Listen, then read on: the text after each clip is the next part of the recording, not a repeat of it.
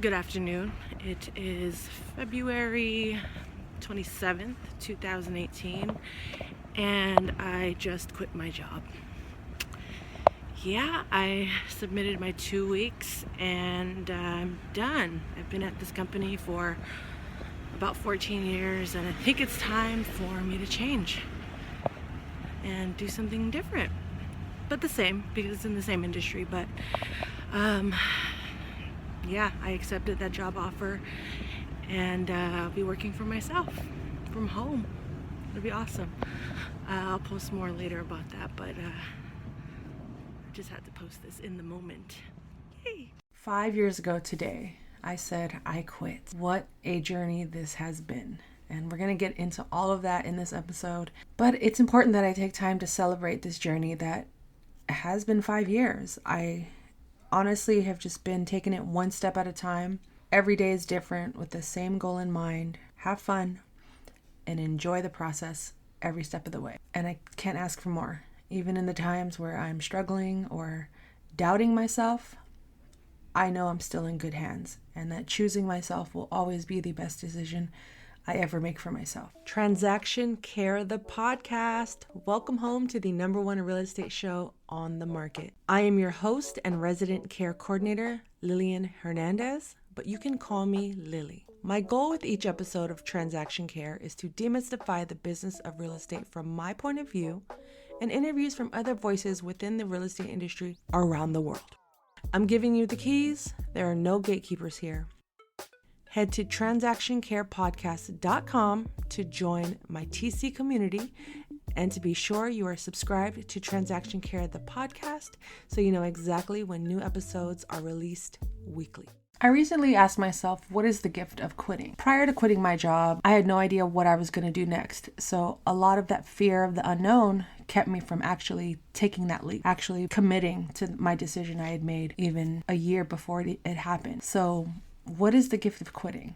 For me, it was ultimately figuring out and setting myself up for a new life that involved me making decisions for myself that would better my future, that would make me feel good, that would make me feel free, fulfilled, and to simply just enjoy my life. I think I had spent so much time out of fear at a job I shouldn't have been at so long that God and the universe eventually just forced me out and gave me scenarios and gave me situations that required me to think and act quick. For me, my breaking point was having to choose between being what my ex-boss calls a seat filler or my family. Ultimately, I chose my family. I chose myself, and I will always choose myself and my family over any career, paycheck, person in this world. Prior to quitting, I had made a lot of changes in my life with the intention of eventually leaving my job. But like I mentioned earlier, a lot of my own fears of the unknown really held me back from pursuing life without a safety net. And sometimes even the safety net we think we need is non-existent. It's just not as sturdy as we think it is. Changing my lifestyle, changing my habits granted me that confidence I needed when it was time to leave, when it was time to just say, I'm done. I'm really done, and I'm not turning back. And that involved staying home more, spending less money, saving more money, changing my budget, changing my habits, doing research on what happens after you quit your job. What kind of insurance am I going to need? Am I going to get a different job? Am I going to just live off of my savings for the next few months? What am I going to do? I really had no solid plan, but it was a decision I made 4 months prior that ultimately changed my life forever. It was taking a job interview with a company that reached out to me. I wasn't searching for a job at the time, and I did the interview. That position ended up not being filled by me, but I had such a great time at the lunch. I was with both of the owners and the founders of this specific company, and we just sat there and talked for a good 3 hours. It was amazing, and it was definitely something out of my comfort zone. Like I'd said, it wasn't anything I was in need of. I wasn't searching for a job. They reached out to me. I took the interview, and what I like to call that is just, planting seeds, seeing where it takes, see where it's going to grow, and if it even grows, if anything comes out of it. Ultimately, it did. Fast forward, I get a call from that same person saying, hey, we're looking for a transaction coordinator to work from home.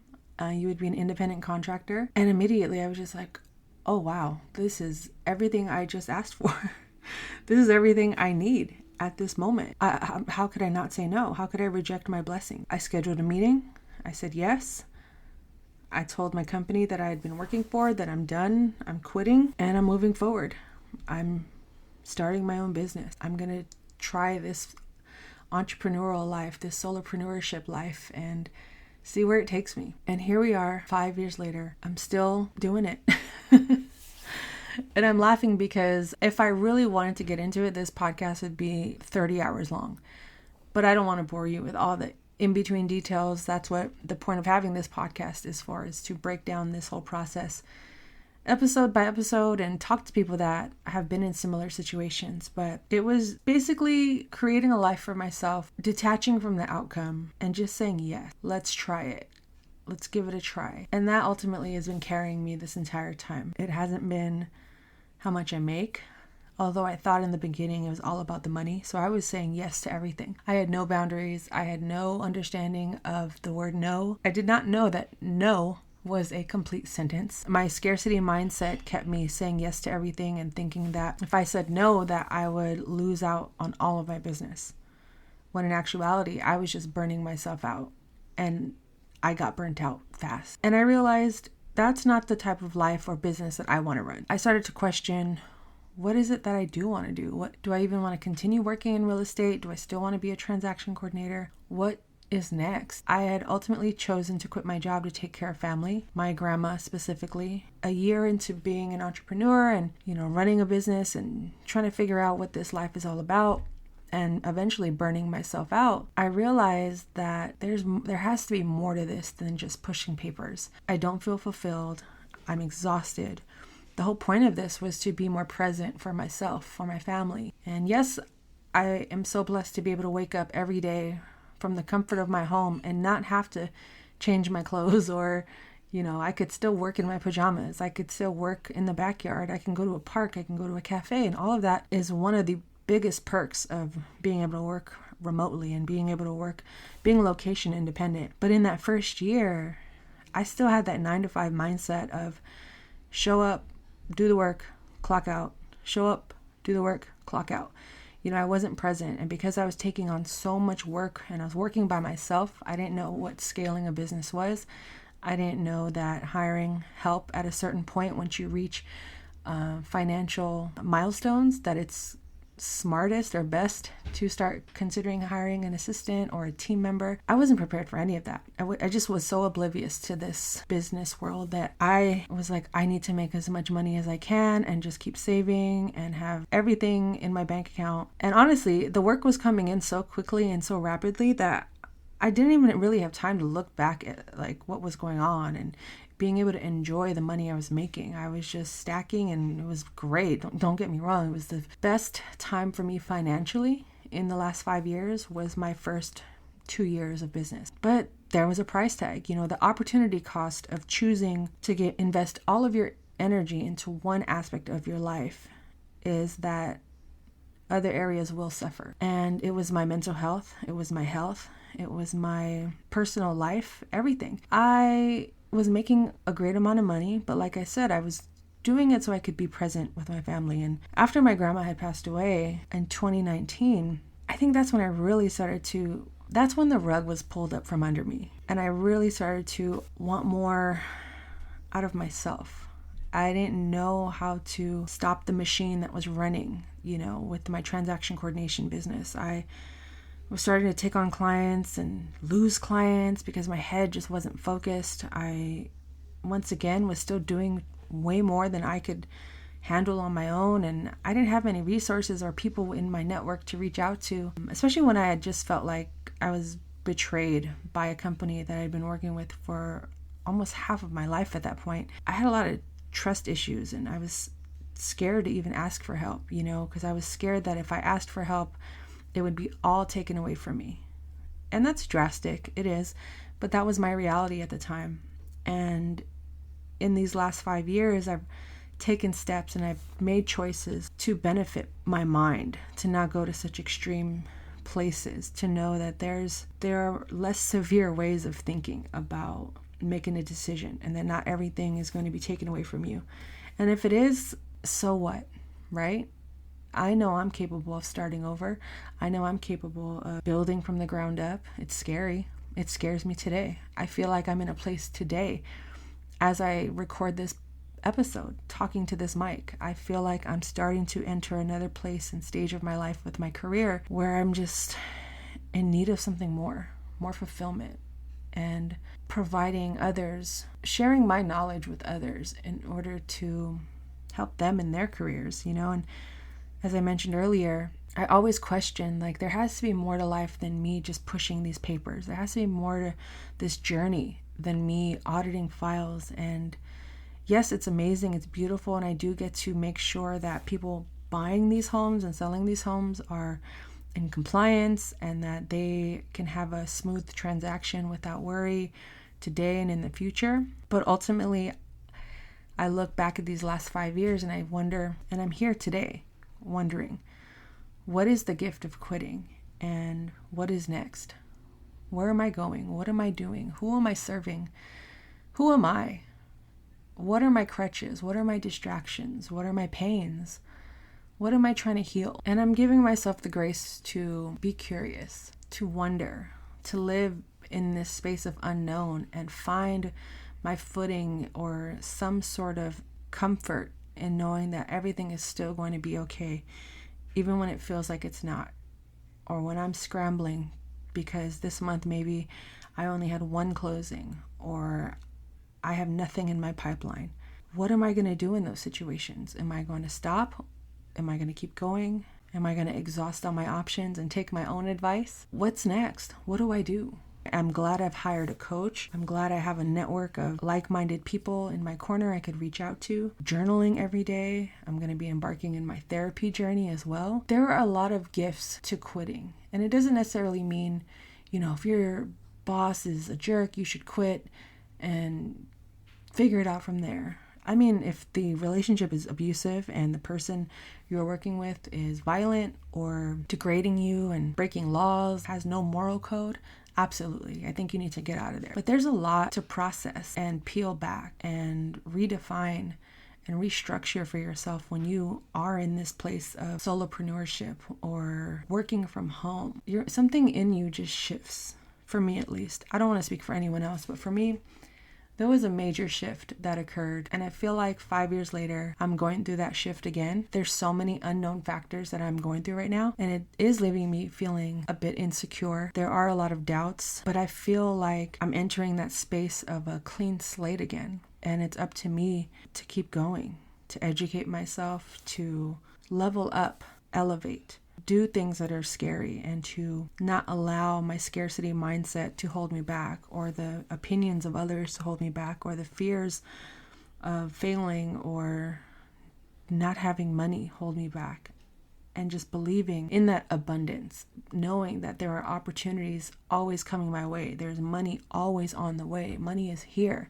The opportunities are here. And to not allow my self-sabotage, my inner saboteur, of avoiding things prevent me from achieving these greater purposes that I know are for me, that are already written for me. I know this podcast is bringing out a part of me that I've always wanted to showcase, have something like this. So it's important for me to listen when things are moving naturally and smoothly versus forcing things to happen. If I want to create a course, but there's so much resistance, or if I'm trying to grow my roster for transaction coordination business, but there's so much resistance and rejection, versus me doing this podcast comes naturally, it comes with ease. Booking people, meeting people is smooth and hardly any issues. I find myself choosing the more easeful route, whereas previous me would have tried and exhausted myself to the point of burnout, trying to get something that wasn't working to work. Whereas now it's like, well, whatever is working, let me invest more energy into that. I don't want to waste my time. I don't want to waste anyone else's time. And I also don't want to miss out on any opportunities that can grow and sprout from this choice. So looking back at 5 years of this journey, the ups and downs, the financial highs and lows, if we're basing things off of numbers and monetarily, this is probably the least I've ever made in life, but the freest I've also felt. Yes, it's stressful, of course, but I find that always focusing on the fundamentals of life and going back to the basics is the best choice. Not overcomplicating my life, not trying to create problems for myself or feeling inadequate because I don't have a certain amount of money in my bank account, or feeling inadequate because I don't own property, but yet I work in real estate.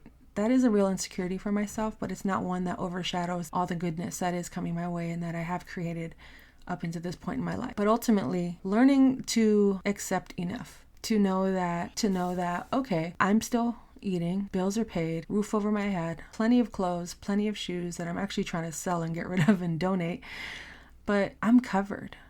I'm safe.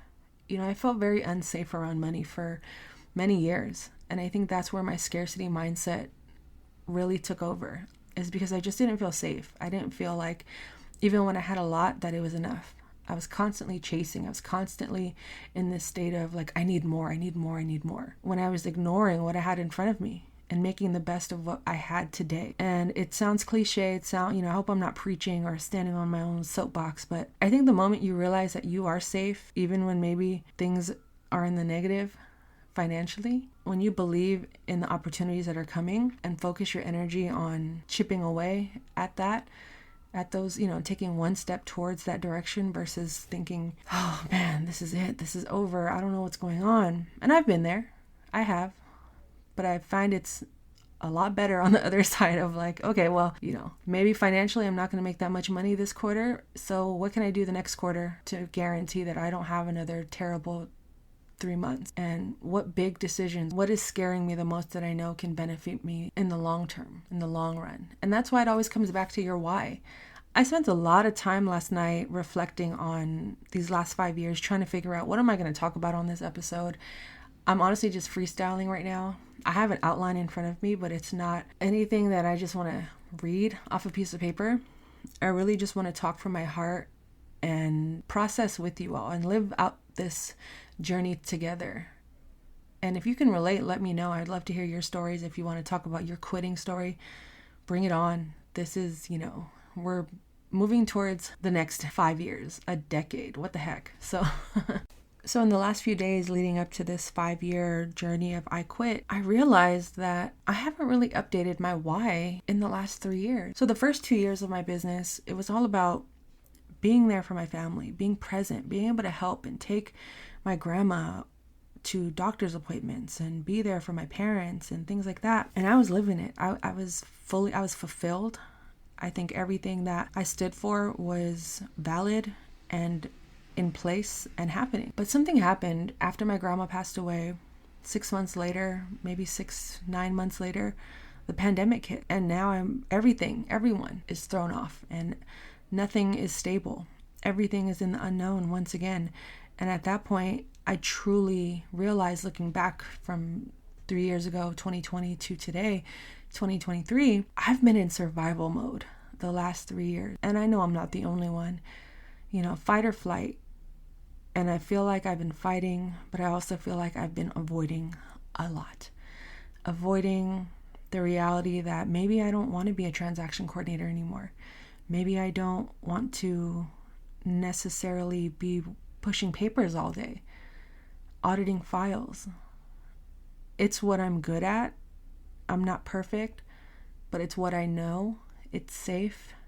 It's quote unquote easy. But I go back to questioning myself again of there has to be more to this than pushing paper, which is why the podcast was birthed, which is why I have YouTube, to allow me safe places to create, to express myself, to teach, to mentor, to eventually be able to coach people in real estate, in entrepreneurship, in business. When I think and do work in that space, I feel alive.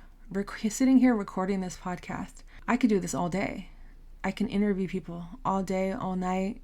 It does not bother me. Do I get nervous? Yeah, of course, because some of these people I don't even know, I've never met. So yeah, talking to strangers can be nerve-wracking, but ultimately I know creating a platform, allowing people to share their stories, to inspire and empower anyone listening. And I thank all of you who are listening right now, especially if you've made it this far in the episode. I truly appreciate you. And I know your time is valuable. My time is valuable. But for you to be able to spend this much time with me once a week, twice a week, if you're in my TC community, then you know what it is and the journey we've been on together. But ultimately, it comes back to my why. And I realized that I never really added or updated my why since I said I quit. Is my family still one of the reasons and why I do this? Absolutely. But now I don't know why I want to podcast or why I'm YouTubing or why I'm creating content or interviewing people. I know what I want to do, but why?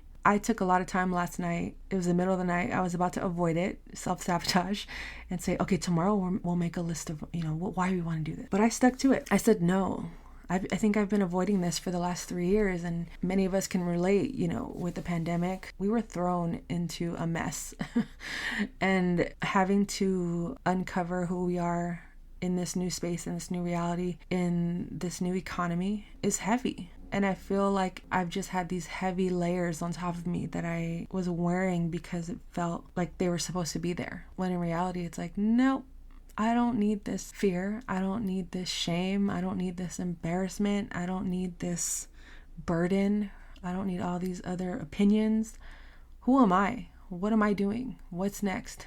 Where can I take action?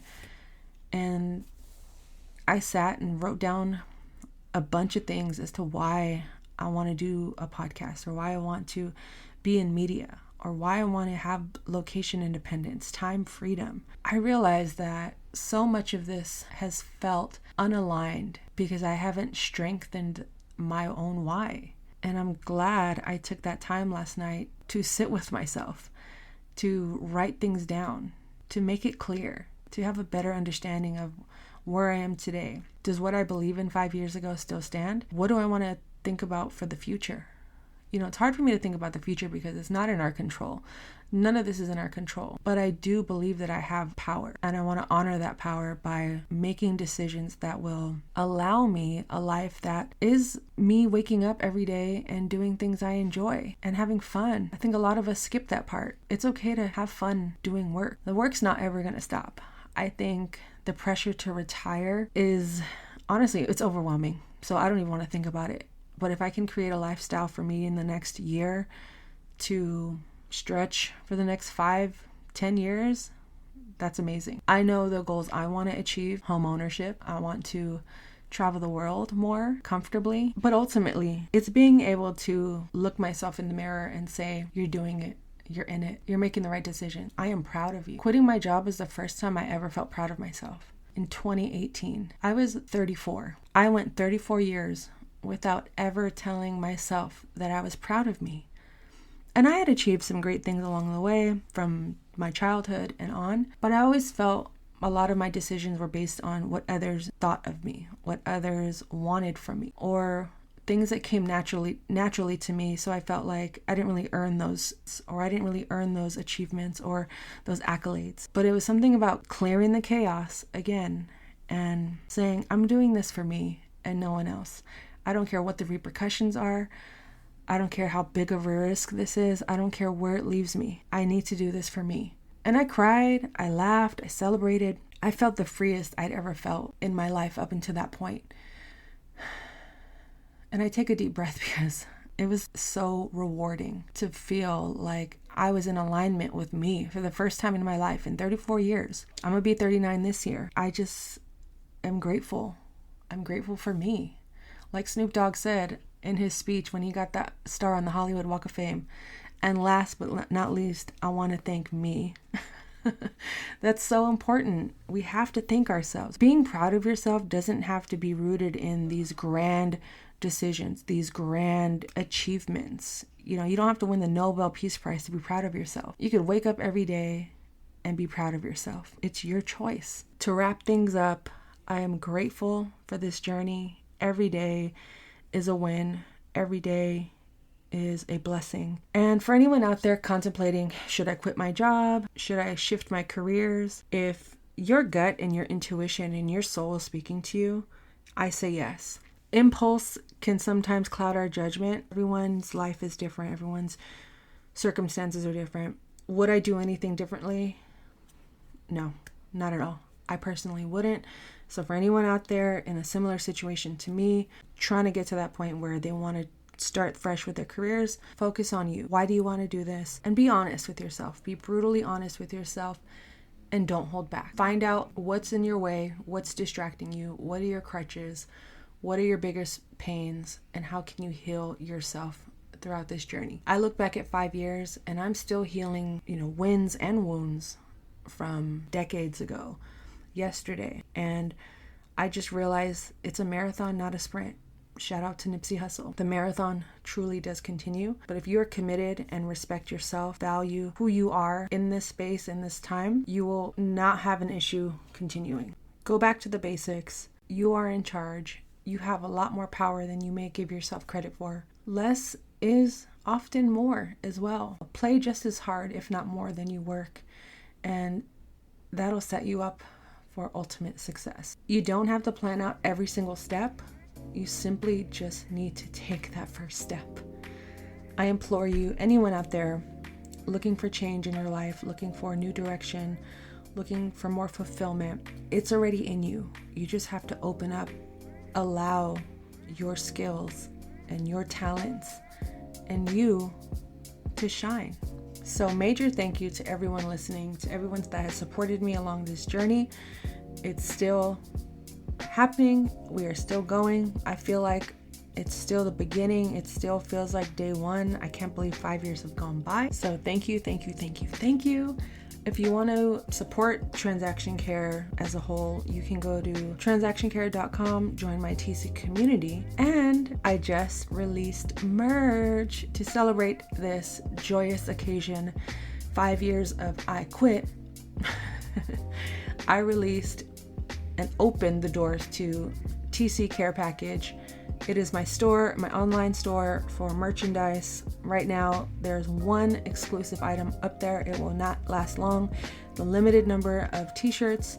On the front, it says Transaction Care. On the back, it says Care for Yourself, Care for Your Wealth. You know that's what I'm all about here on this podcast journey. Go to tccarepackage.com. Link will all be in the description below. Check it out. Purchase a shirt. Let me know what you think. If you want to be a guest on this podcast, I'm more than open to setting up a conversation. All of the info to reach me will be in the description of this podcast below. You can also go to transactioncare.com. It's my main hub. It's how to reach me. It's to hire me as a TC, to watch me on YouTube, to listen to this podcast, to buy merch, to schedule a meeting with me. All of that good stuff. Cheers to 5 years and cheers to what is ahead. I am fully embracing the unknown and let's do this together. So on that note, care for yourself, care for your wealth. Your time is worth it. Let's coordinate. Lily out. Talk soon.